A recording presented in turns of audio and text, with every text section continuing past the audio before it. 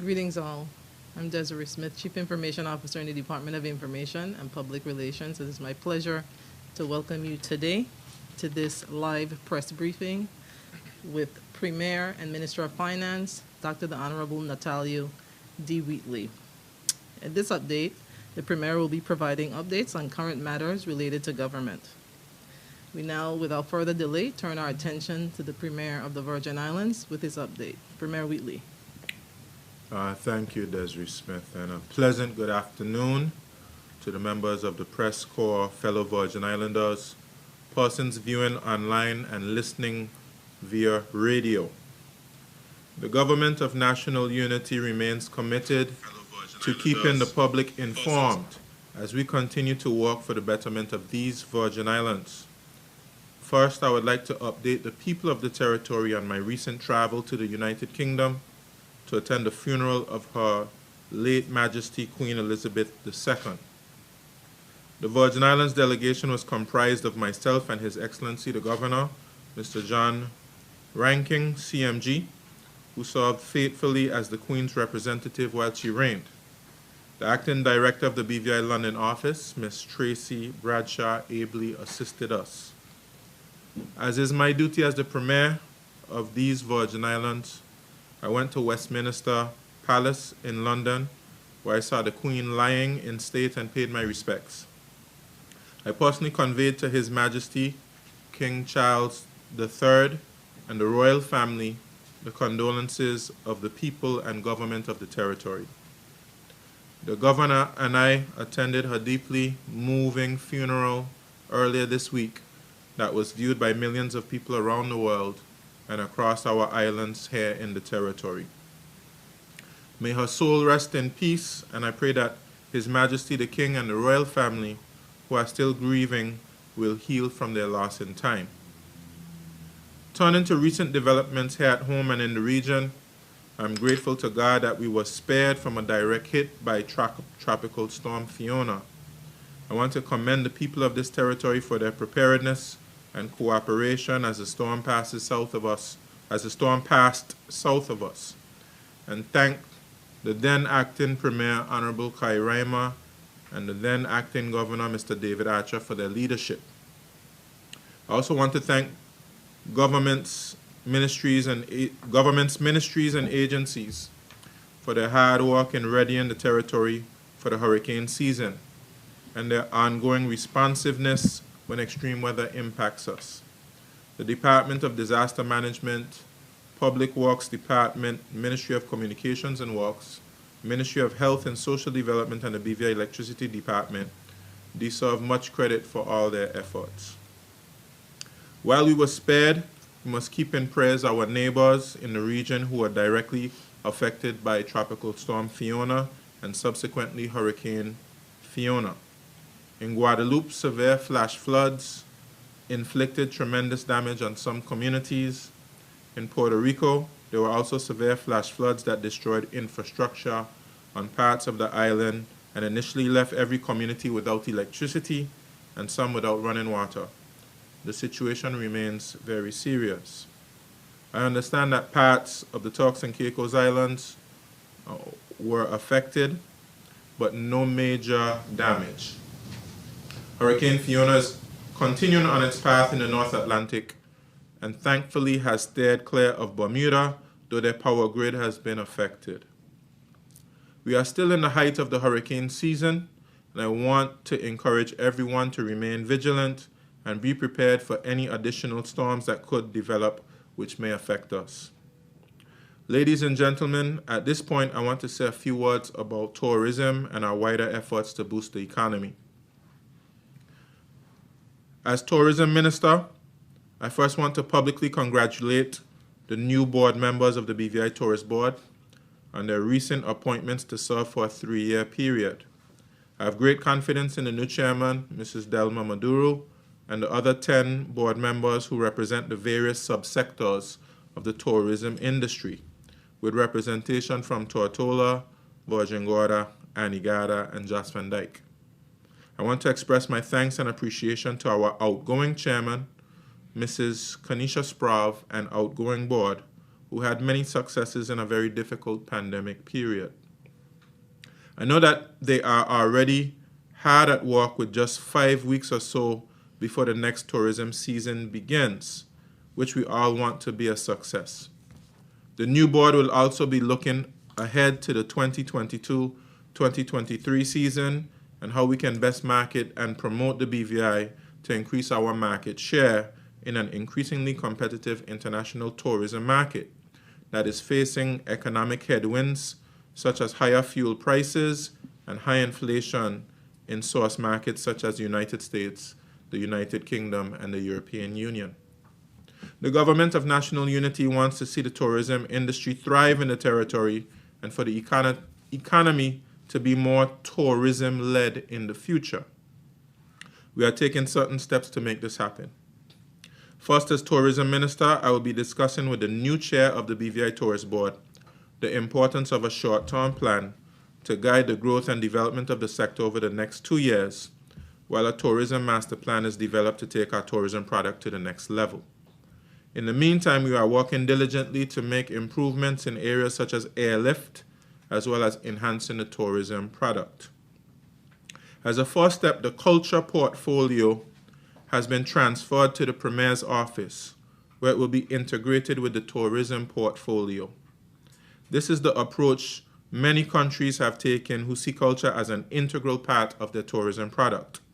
For us here in the Virgin Islands, this will include ensuring our museums and historical sites are properly managed and promoted as tourist attractions, and that the full artistic talent of our people can serve as valuable entertainment to visitors and our own domestic tourism market. The Festival and Fairs portfolio has also been transferred to the Premier's office, and the Tourist Board will have much more involvement in the planning and marketing of not only our Emancipation Festival, but all our festivals and fairs year-round. In terms of airlift, discussions are ongoing with a number of carriers regarding flight access to the mainland U.S. Things are looking very promising, and we'll update on progress in due course. We also continue to examine the best means by which to expand the runway at the Terence B. Lettsome International Airport and to attract new hotel developments to the BVI. Announcements on progress in these areas will be made in due course. Importantly, we continue to engage and consult with industry partners and stakeholders on how we can boost tourism. Just last week, I joined my other tourism ministers from across the Caribbean for a meeting of the Caribbean Tourism Organization and Caribbean Aviation Day activities in the Cayman Islands, hosted by my colleague Premier, Honorable Wayne Panton. I was able to have productive discussions with colleagues and partners that will help to advance our efforts here at home. Similarly, just yesterday I attended a meeting of the Inter-Virgin Islands Council on St. Thomas, where I led a BVI delegation in talks with our USVI counterparts that will result in greater cooperation between the BVI and USVI on marine and maritime issues that will support our tourism industry on this side. Announcements will be made on Friendship Day that we are hosting here in the territory on the 22nd of October. As I said earlier, ladies and gentlemen, the government of national unity wants to see a more tourism-led economy that will give more business and employment opportunities to our people. This does not mean less interest or attention to financial services. In fact, we continue to take steps to diversify the financial services market with whom we do business. Early last month, I attended the first annual Africa-Caribbean Trade and Investment Forum in Barbados, where representatives of government, industry, trade facilitation groups, and the international financial institutions came together in an effort to cement and boost trade between Africa and the Caribbean. The opportunity for the Virgin Islands is the financial services space, which we began to pursue prior to COVID. We will continue to pursue this opportunity as we take steps to diversify our markets and strengthen the resilience of the financial services industry. With that, ladies and gentlemen, I will wrap up my statement and open for questions. And I just want to thank you, Premier, for your updates thus far, and invite the media representatives present for this briefing to now submit their questions for answers. Obviously, you would indicate your name and the organization you represent. Thank you. Please. Is it on? Is it on? Good afternoon. Good afternoon, everyone. Kathy Richards, JTV. Premier, I want to start off first discussing with you, based on your recent meeting in the U.S. Virgin Islands with the partner or sister territory, the matter of pleasure boating, was that part of your discussion? If yes, could you give us some details on that discussion? Okay, we did discuss pleasure boating, charter yacht, water taxis, day trippers, etc. And we've come to some agreements in principle.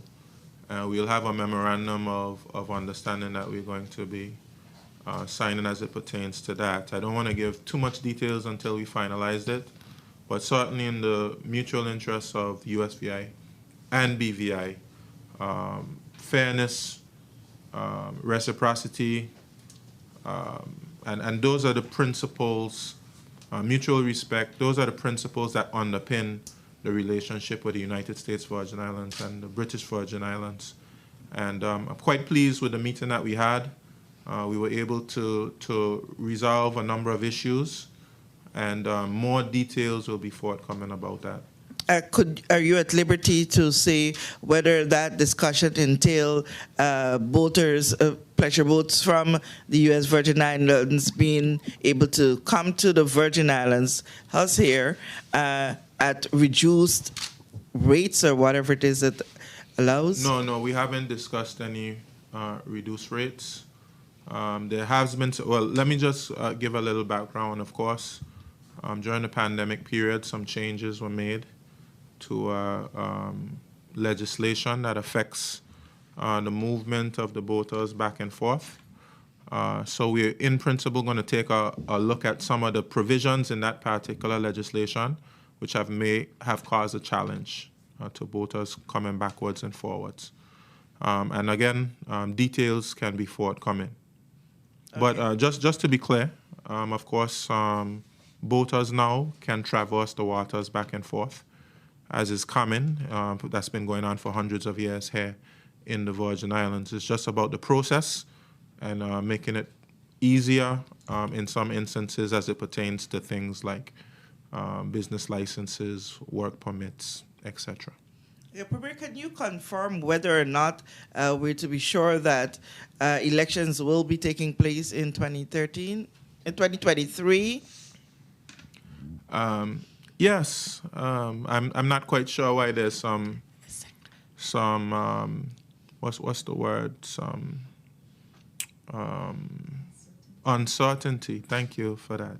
I'm not sure why there's uncertainty about whether there will be elections. Elections will be constitutionally due in 2023. So the Constitution outlines when we have to have elections by. Okay, and part B to that second question, we would have heard from Dr. Pickering his intention to run as a at-large candidate come next election. Does this in any way assure you of winning that district again when that time comes?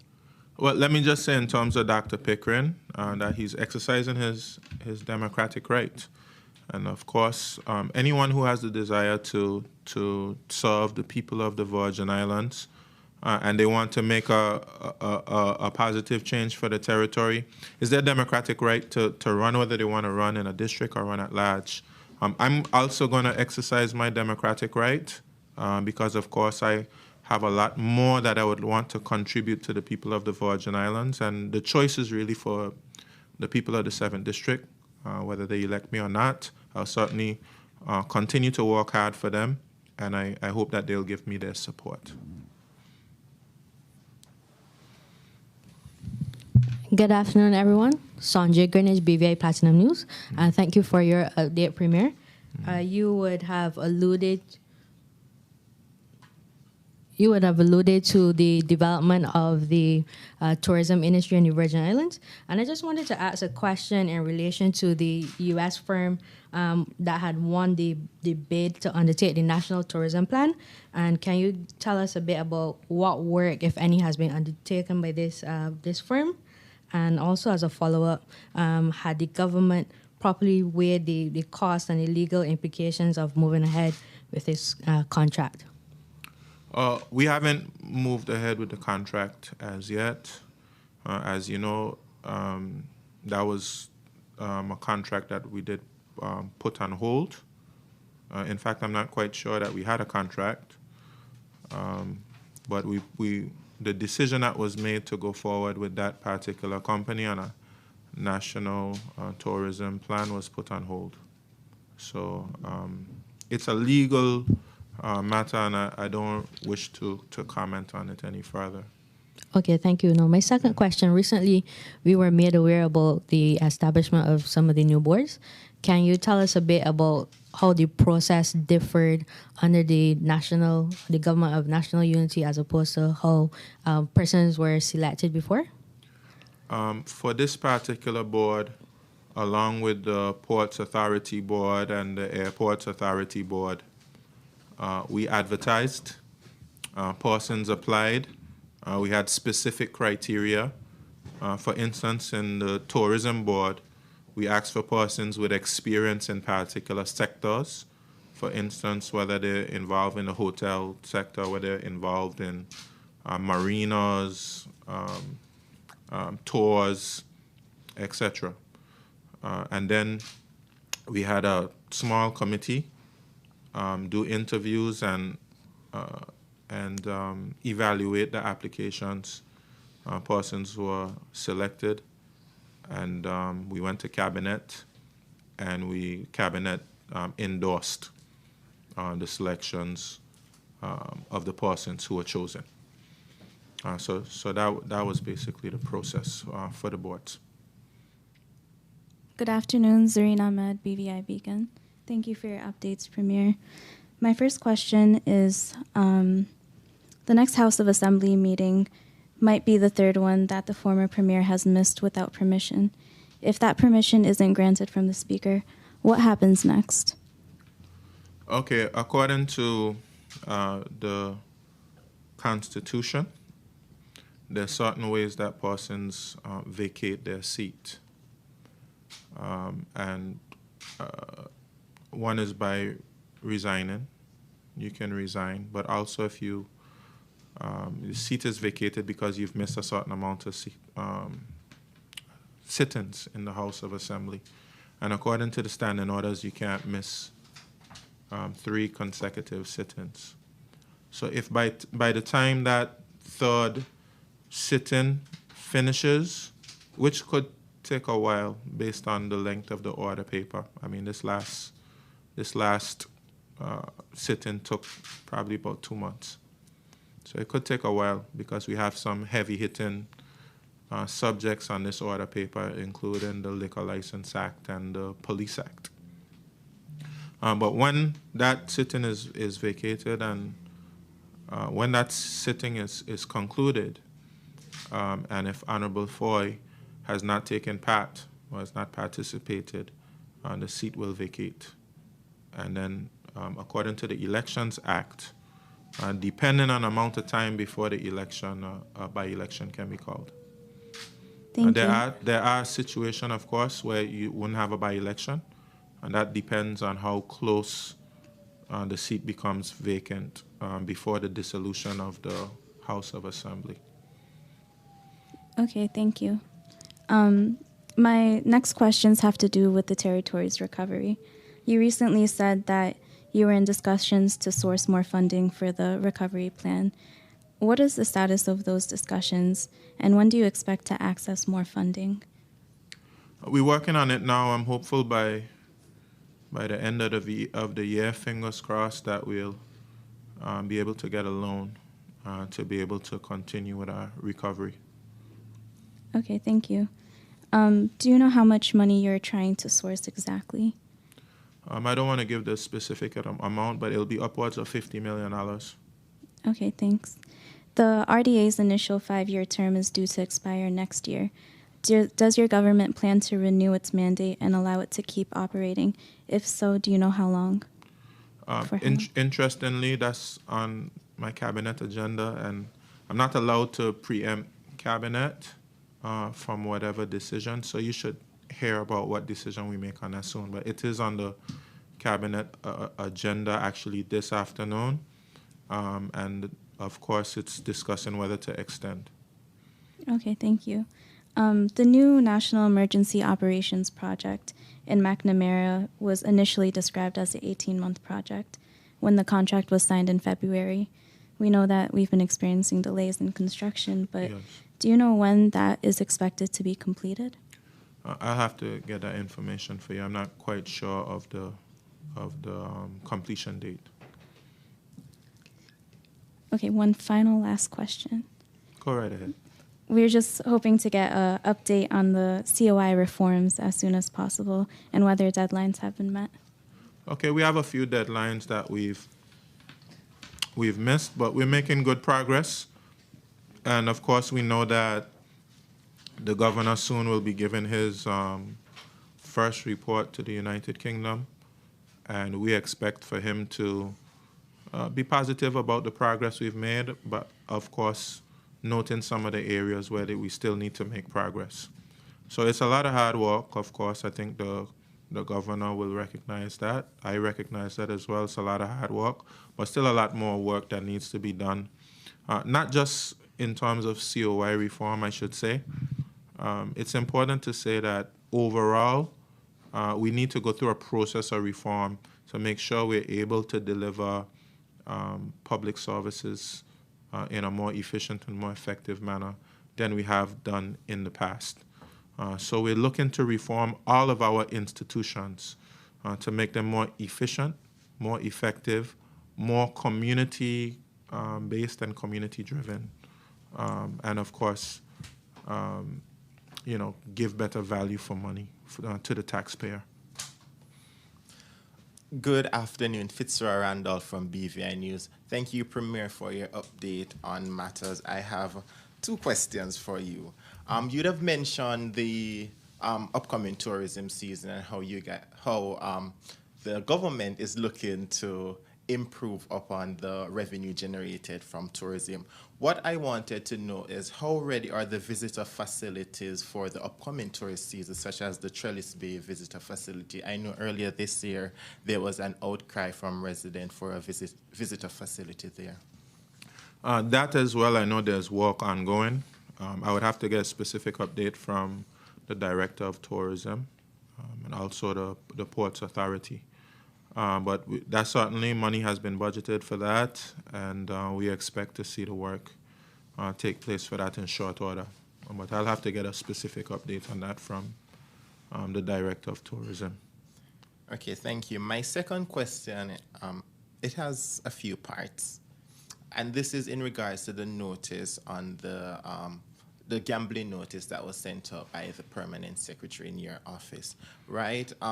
What I wanted to know is, has there been any reported incidents of gambling happening? And if people are confused into thinking it is okay to do so since the Gambling Act was passed, and if the commission has been, the commission surrounding the gambling, the act has been formed, and if not, what is holding up the process? The commission hasn't been formed as yet.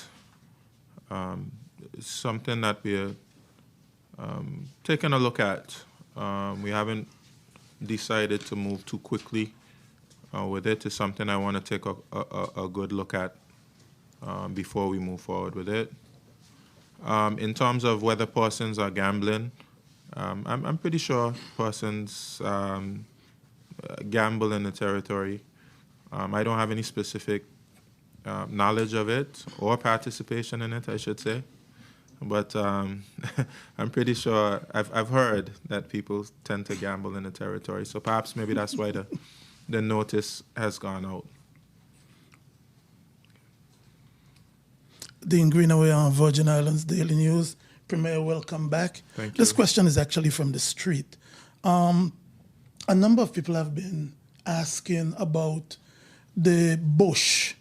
You know, it's raining, all the bush is around the place. How come that only in December we tend to see bush cutting being done, and we have a public works department? Is there a reason why public work can't do this? You were talking about the upcoming tourism season, but more in general for us, our national pride in keeping our surroundings clean. So is there a reason why bush isn't cut more frequently? I'm glad you asked that question, Dean, because it's something that I'm actually was preparing to speak about perhaps in a week or two, but I'll go ahead right now, right? Your question is spot on.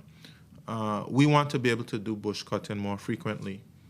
In the past, we've done it at specific times, perhaps in around August Festival time. You do it around Christmas time, etc. And there's some challenges with how we've been doing it in the past in terms, especially now with our new procurement rules.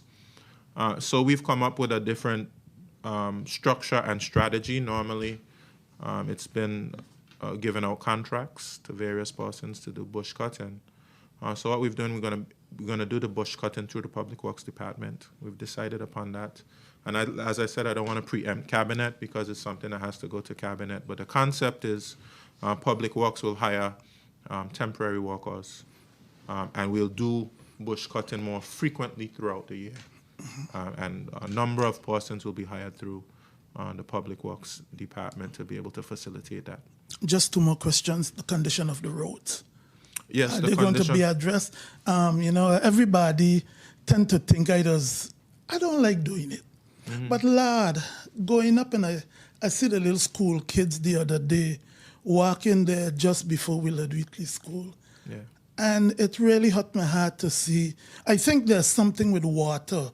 What was rectified down at Long Swamp, right. It has seriously improved conditions there. It's not. Yeah. Right, and I noticed there's a water leak or something there. Yeah. Can that be something that can be addressed? Yes, actually, I just had a conversation about it today. I drove to that area just today. Apparently, there's a broken pipe under the road that's basically destroying the road. And so I expect for that to be rectified once they get that pipe fixed and they'll resurface the road. But more generally, of course, you know, in the eastern Fairfax Bay area, we have sewage work taking place. They were doing some work with the manholes, etc. You're going to be having lots of other work being done to hook up homes to the gravity lines that will take you down to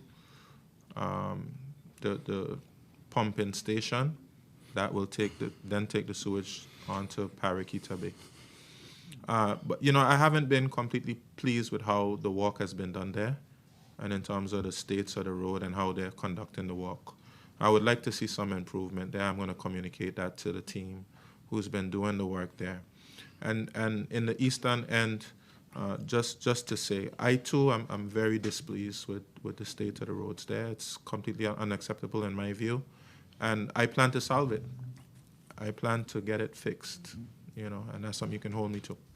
I'm delighted to hear that. And finally, before I go, when I was here at the last press conference, you were speaking about, you know, my area sports, yes, beyond and that. And you were talking about the funding that you have given to sporting organizations. I agree with you.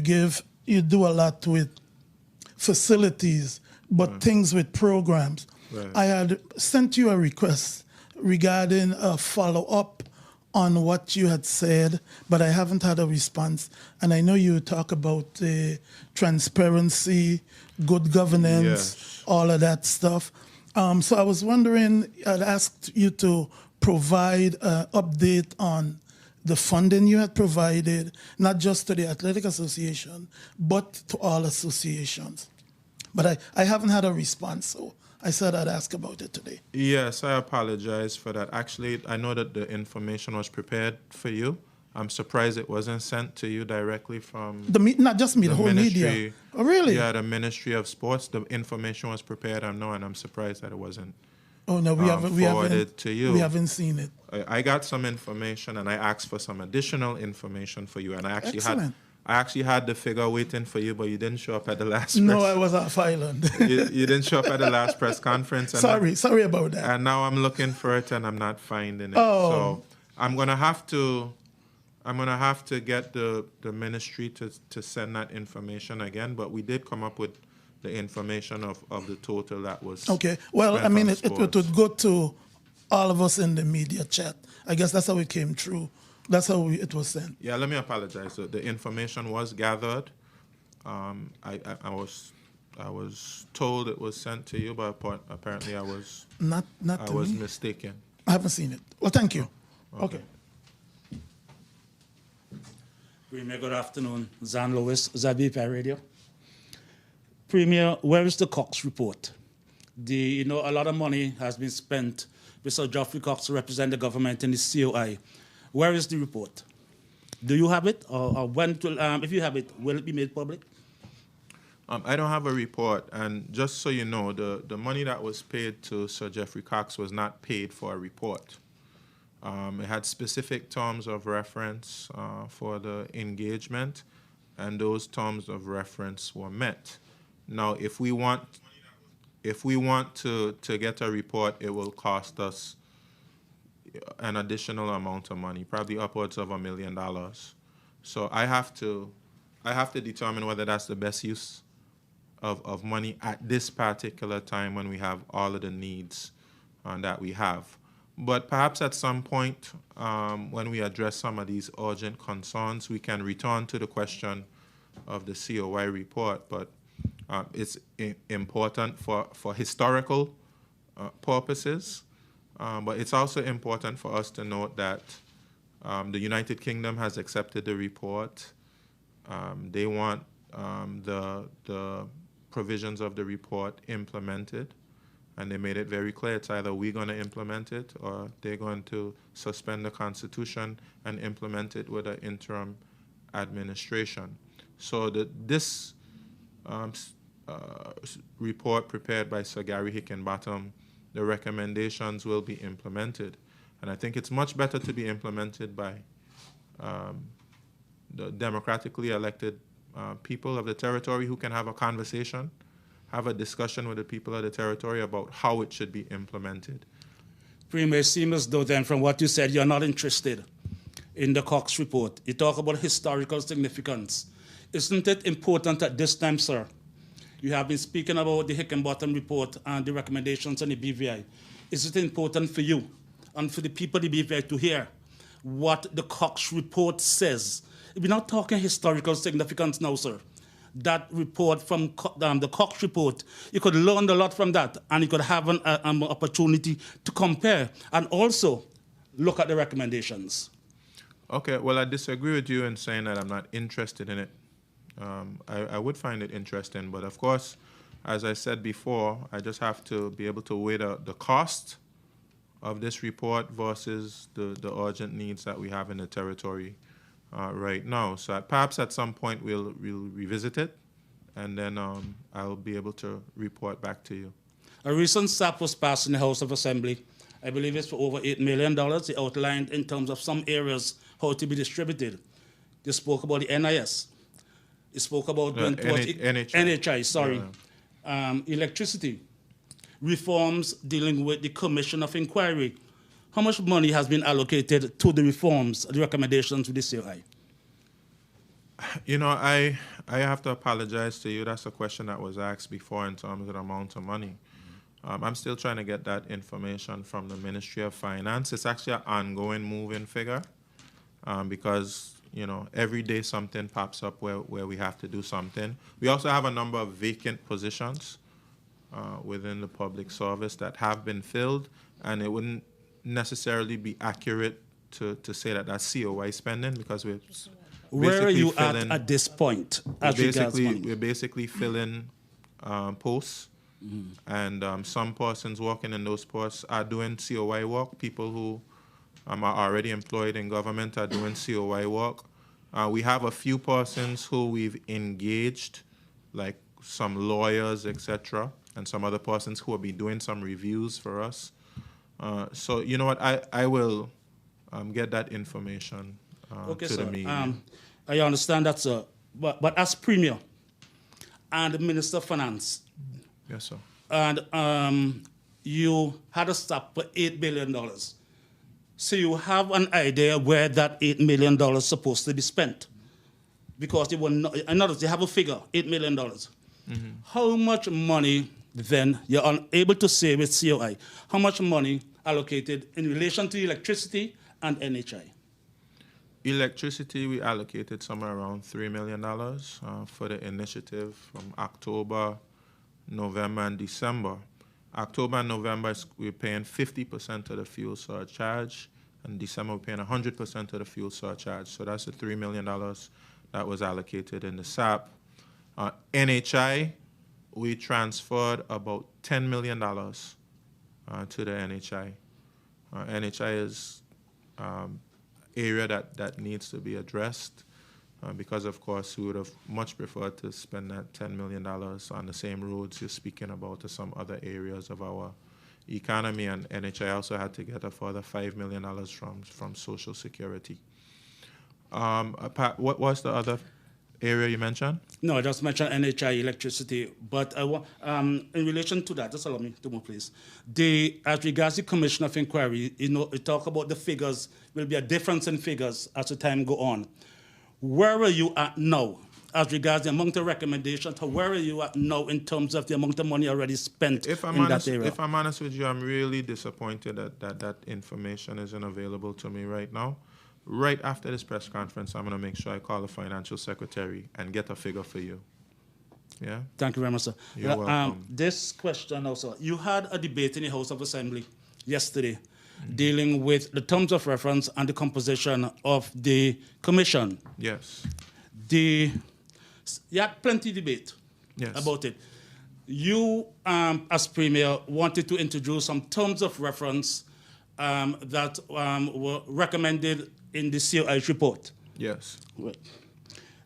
There was debate, one of your government ministers saying that how could you go in this direction and order in council over your head? That's one. So say that again, I'm not understanding. How could you have a constitutional review when there's an order in council over your heads? He said that. That's one of your ministers, one of your government persons. Another person, the leader of the opposition, disagreed with it. I forgot the word he called it. And here you have also another member of the opposition brought a different motion outlining certain areas that he felt that should have been included. It was strike out. Right. Where are we at this point now?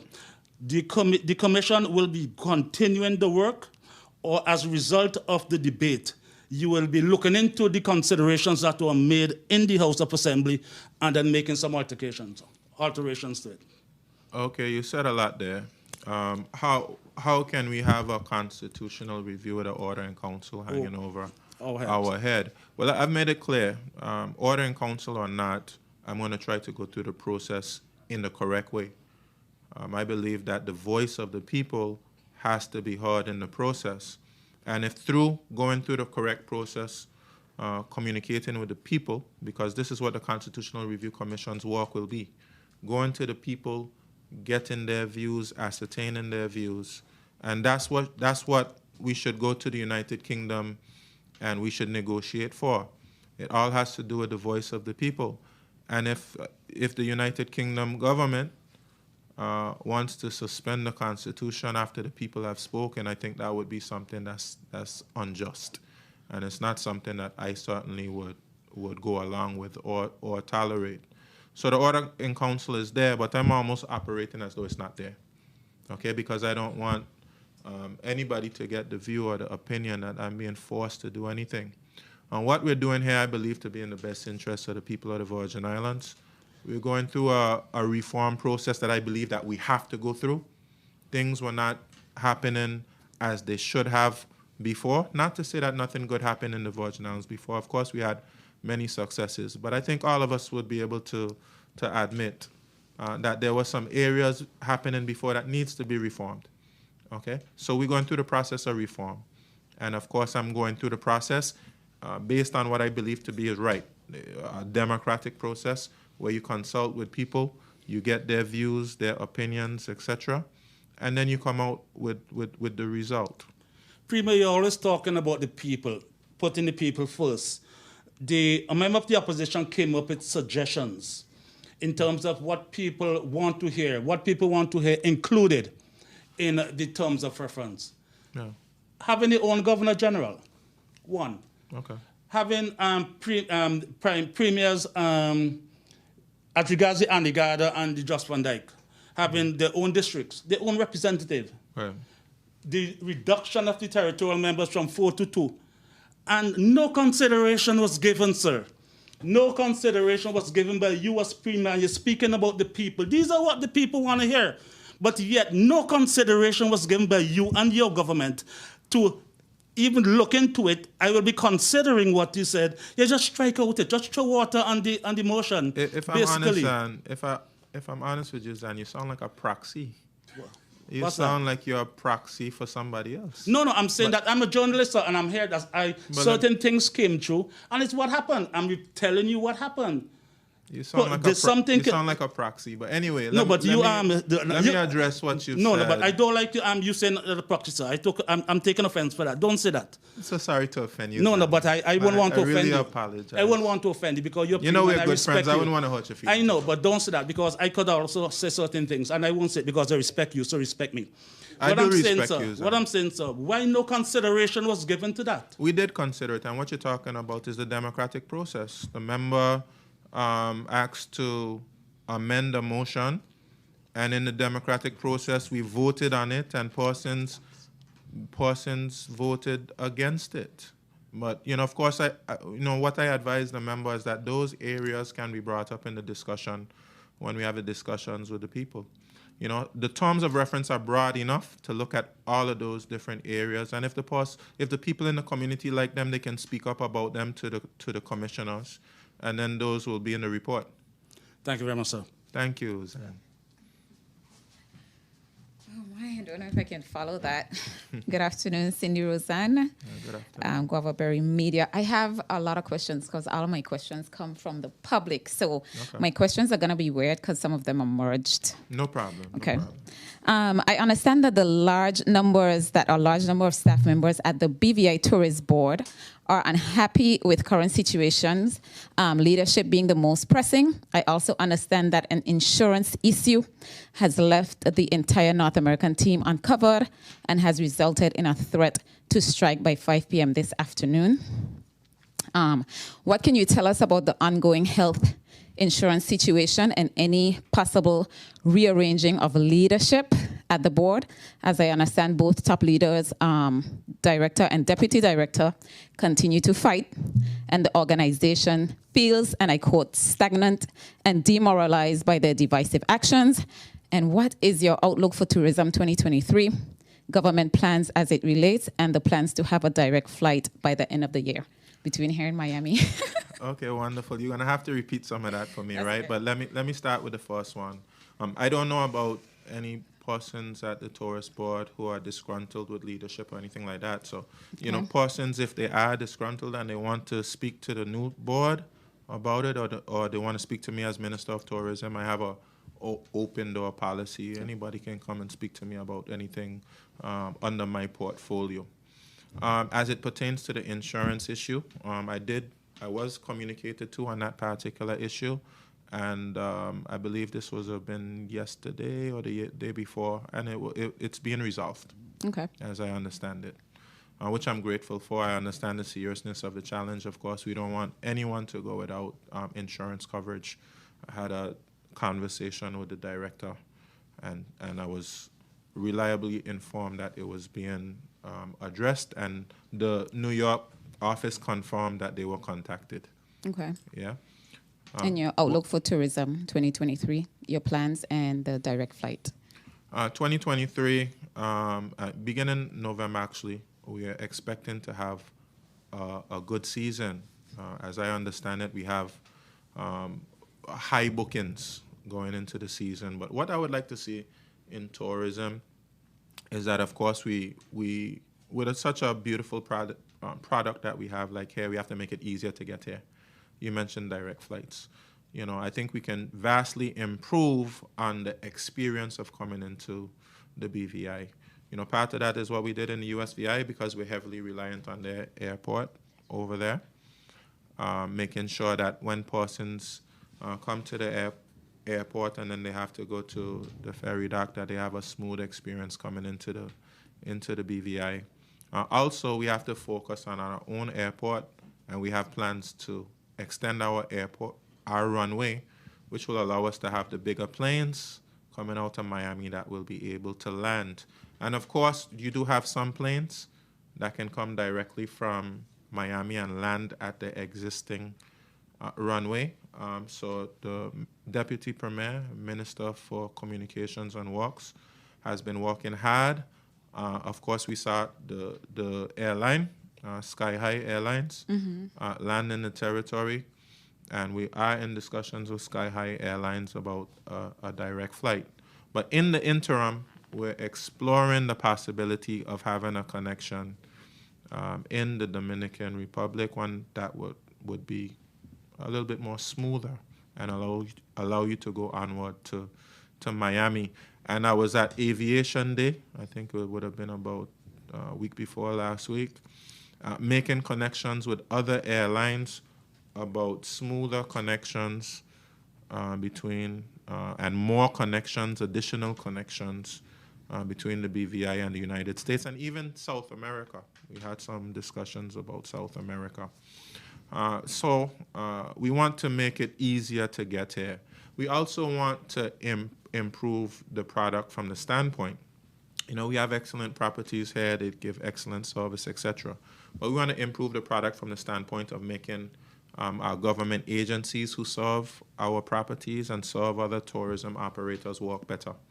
So from a standpoint of immigration, standpoint of labor, standpoint of the trade department, we have to provide better service to our tourism operators.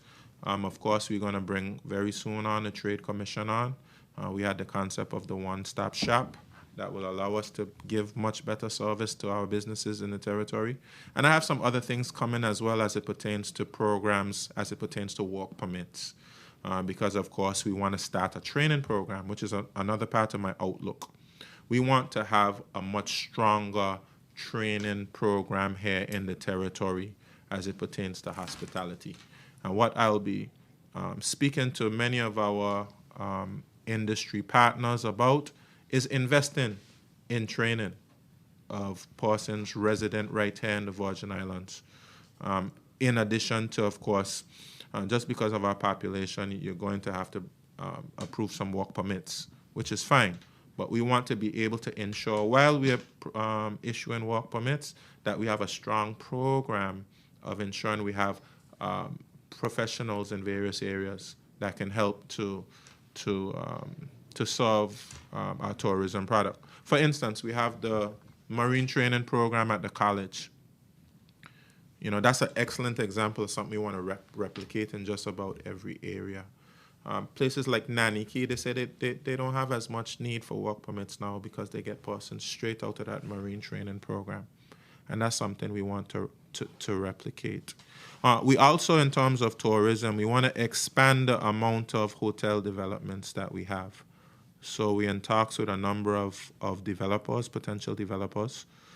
So we're going to have more properties here because we want to be more tourism driven. And we want to also improve our internet access and things like that, so we can invite persons in here who might want to just stay. It's a new thing, especially since COVID, where persons move around and they're able to do their work from anywhere. In order to do that, we have to improve our internet, and we have to improve our IT infrastructure generally. We want to add more, services, you could say. You heard about me saying that culture. I brought over culture to the Premier's office. And we have a beautiful environment, but I don't think we do enough to market our culture to our visitors. So we have museums, historical sites. You don't really have any of that in the BVI now. So it's a strong part of my vision to ensure that the culture is more prominently displayed here in the Virgin Islands for the benefit of our residents and for our visitors. You have the August Festival. You know, we can get a lot more visitors to come to our August Festival, but not just that. You have your Easter Festival, you have your Lobster Festival, you have all of these different festivals. And we want the tourists to be able to experience the beautiful culture that we have in the BVI.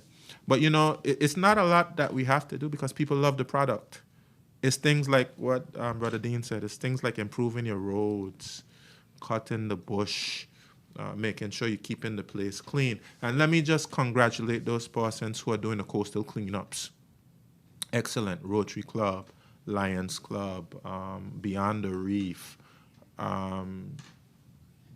Green VI, all of these different agencies are doing a coastal cleanup. And actually, you know, following on that, I want to see everybody involved in some cleanup activities. I'm going to call for some national cleanups in addition to the coastal cleanups so we can get the place cleaned up and ready for the season. Okay, a quick follow-up to that. Is Prospect Reef part of that conversation in terms of hotel developers? Yes, Prospect Reef is a part of that conversation. And then Sky Airlines it is, right? Sky High. Yeah. Sky High. I understand that there are some major issues with the airlines, but what do you call Mr. Levens at the airport? What is his? Coy Levens, Civil He's the head of civil aviation. Okay. I think so. He's been pressured to sign off on approving the airline to come to the destination. Do you know anything about that? I don't know anything about him being pressured. Okay. That would be very surprising to me, him being pressured. But the airline, let me just say, you know, you have lots of different agencies involved in terms of safety. These agencies, ASI, you know, and all of these different agencies, they're not going to allow any airline to land in the BVI if it's unsafe. Right. I can guarantee persons that. Okay. Well, we've talked about the roads. Infrastructure is becoming a serious problem in the BVI. The roads in Eastern, Western, signage on major roads, limited parking in town areas as property owners move to fence in their properties from parking. Coastal Harbor cleanup promised 3 years ago, including the removal of derelict boats across the territory's water. What can you tell us? And following up on when, I told you about these weird questions, and following up on when will the BVI Electricity Department be investigated on high costs and the alleged mismanagement of the people's assets and victimization of customers by the two top heads of its management? Okay, I mean, if persons have specific complaints about victimization or any untoward behavior, anything that should be noted, I would advise them to first of all submit their concerns or their complaints to the head of the board, which is Mrs. Rosemary Flax. And if you don't get any joy there, you can go directly to the Ministry of Communications and Works and to let their complaints be known. In terms of the Electricity Department, I'm pretty sure that they're audited. I'll actually seek some confirmation of when they've had the last audit. And if any person has any other reasons why they think that they should be investigated beyond an audit, I'd be happy to hear it. As it pertains to the high cost of electricity, we know certainly that the high cost of fuel has played a role in that. But some persons may feel as though that still may not be a justification for the price. I know that people all over the world are experiencing high prices. But certainly, I would love to see the price of the electricity be lowered because, of course, it's only so much subsidization you'll be able to do. But I would advise persons as well to go into the alternative energy market. And this is one of the justifications for going into alternative energy because the price of fuel fluctuates And every crisis causes a crisis in our pocketbooks. And of course, we have the use of the sun, we have the use of the wind, we have the use of the ocean. And okay, these things are free to us. And of course, if we are able to utilize them properly, we'd be able to provide a little bit more resilience into our energy sector. We provide a little bit more stability, a little bit more predictability. And I think this is the way that we all have to go because, of course, the price of oil and fuel, and it's so volatile, and you have people, every time you have a war, you have a challenge, so I think this is the way for us to go, and that's my view. Did I miss something? Yeah. That you said? How are we doing on the coastal cleanups, the boats, the derelict boats, Yes, etc.? okay, yeah, in terms of the boats, I'll have to get an update on that from the Minister of Natural Resources and Labor, but I believe one thing we did with the money services amendment that we made is that we expanded the use of that money. And I know for certain that I'm going to be going to the Minister of Natural Resources and Labor and asking for him to remove one derelict that's there at Brandywine Bay. And I think that's something we should do for other areas as well, because it's an eyesore and it's a hazard and it's something that needs to take place. Premier, I see that you're fully engaged in a question and answer section, and I know you have a tight schedule. So yes, but there are other media entities that want to ask other questions as well. Are you open to that, sir? Cabinet is at 3, so I could probably take another 10 minutes. Okay, thank you. So we'll have My one more question. final question was. BVI Finance recently advertised their position for head of marketing in global business. It's understood that Simon Gray's contract may not be renewed. What are the plans to ensure a qualified local can be placed in the role, and what are the plans for leadership there? I note that to date, since 2021, 5 staff members or 5 people, 5 Virgin Islanders have sat in the role and have left, whether to go to different government departments or into the private sector. There seems to be a problem with leadership. So how do you plan to keep qualified BVI landers where we need them in if leadership appears to keep running them away? And will you be contesting the upcoming general elections as head of the VIP?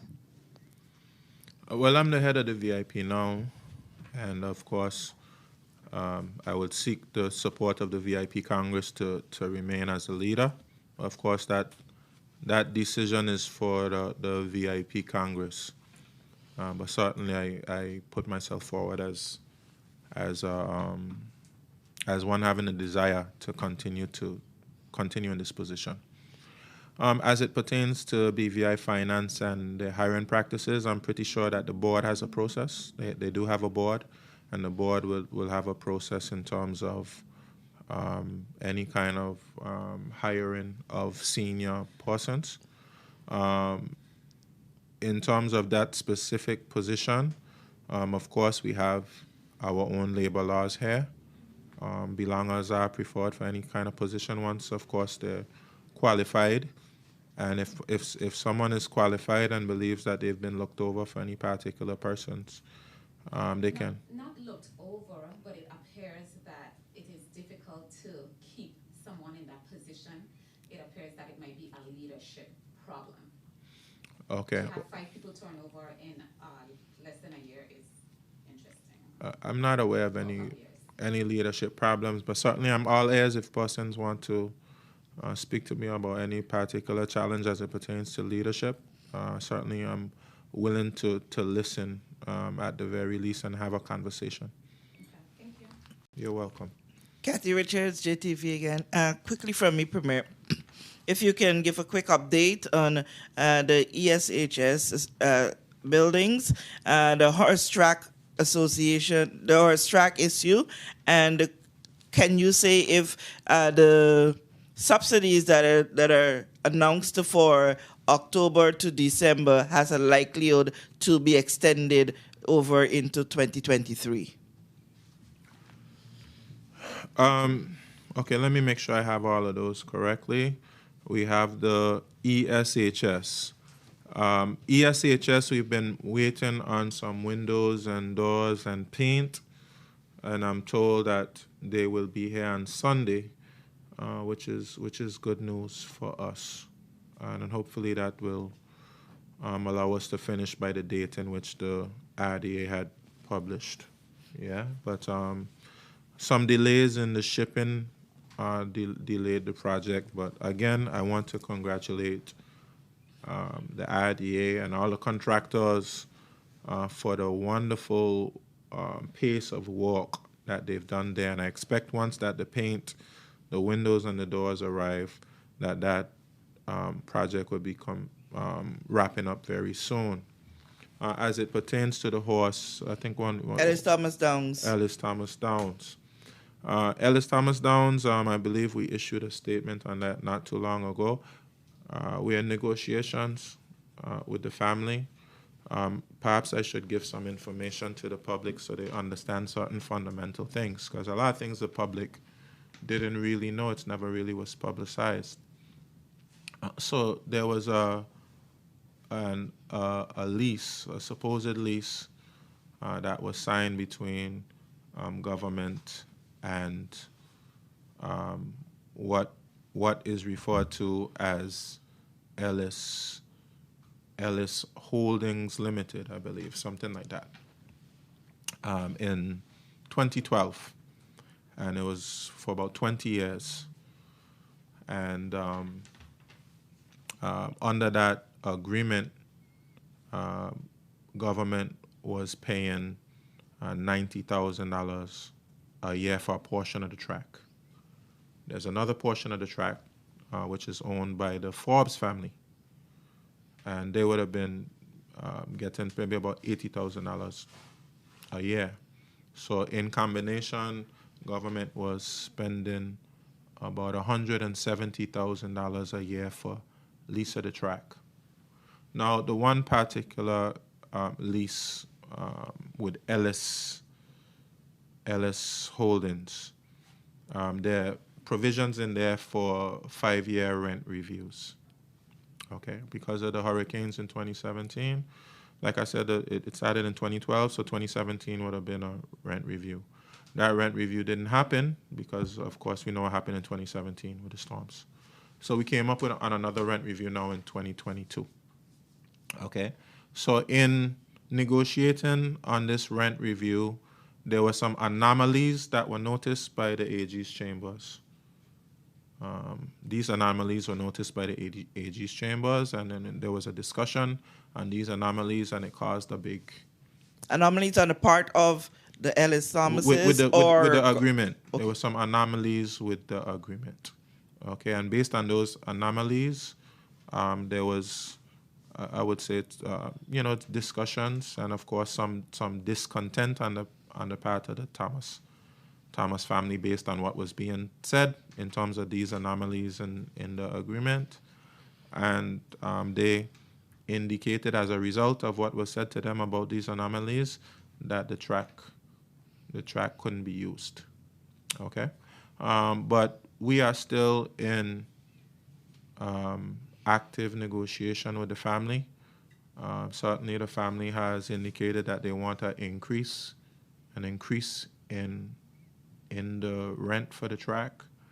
In fact, the increase is, in some instances, about what was described to me in one instance, it would have been about 15 times what we pay now, which there's some questions of the sustainability of that. So these are some of the challenges we have. The existing agreement wouldn't allow for us to be able to do parimutuel, things like that. That would make it more sustainable to have horse racing in the territory. Existing agreement made it difficult to have any kind of third parties, made it difficult to have other events happen at the horse racing grounds. For instance, perhaps maybe a possibility of having cricket played there, etc. So all in all, we have to negotiate in the best interests of the people of the Virgin Islands. That's what we're seeking to do. I was also told as well that there were threats of violence against the members of the family, and I would have to say I condemn any threat of violence to the family. And I would like to see everybody be treated fairly. Of course, the government and the taxpayers need to be treated fairly. We want the family to be treated fairly. It's a negotiation. Unfortunately, we were not provided access to use the grounds, even though, of course, we've already paid for the year. We paid the $90,000 for the year. And, it's unfortunate. But we're trying to manage the situation as best we can in the best interest of everybody involved. And certainly any threats of violence, we condemn that. And let's try to see if we can get together as mature people and have some discussions about how we move forward in the best interest. The final everybody. part was the subsidy beyond December. No, I don't anticipate that we'll have. This is the customs duty. No, the electricity surcharge. Electricity surcharge. Okay, we'll have to examine moving forward based on the resources that we have available. But certainly, I think we have to get very aggressive about going into alternative energy, because of course, we couldn't afford to subsidize throughout the whole year, for instance. Yeah. Good afternoon once more, Premier. Thank you for granting me another question. No problem. My question is in regards to the Festival and Fairs Committee. You would have mentioned it is being transferred to the Premier's office. Yes. Why is that? We want festival and fairs to have a closer relationship with tourism.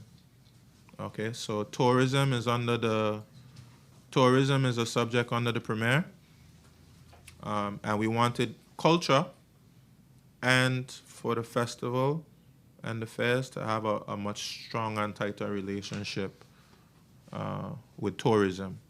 And I would be able to facilitate that, being minister over those subjects. Yeah. Thanks again, Premier. My next question, now that you have confirmed the upcoming general election, can you say if the legislation that is supposed to be put in place will be implemented, like campaign financing, for example, will be implemented in time for the upcoming election? Yeah, actually, we have some amendments we're going to be making to the Election Act very soon, which would be in time for the elections. Okay, thank you. Well, thanks for your opportunity to ask one more question. No problem. In 1995, the current system was put in place with at-large members and all that. Yes. There has never been a review of that system over the time. Yeah. Additionally, I know your junior minister, one of your junior ministers have asked more about getting better terms of reference for their roles and things like that.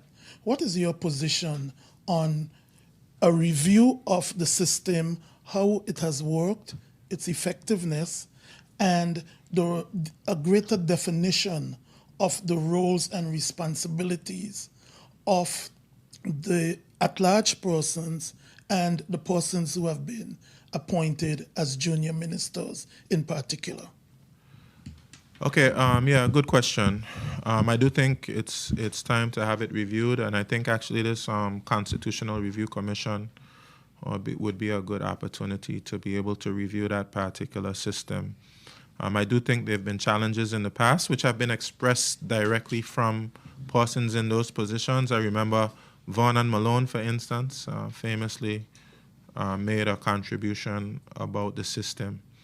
And I know under the National Democratic Party, they tended to make at-large persons ministers, which of course that's a debate in itself. But I do think based on what has happened over successive governments, it's important to be able to have a review of that system and the specific effectiveness of the system. And also, I think with our reforms, it really brings into focus really what really should be the roles of elected members and members in the House of Assembly. I think we have to focus a lot more on policies, on debates in the House of Assembly over legislation, on giving voice, which I believe our at-large members have been able to do an effective job of that.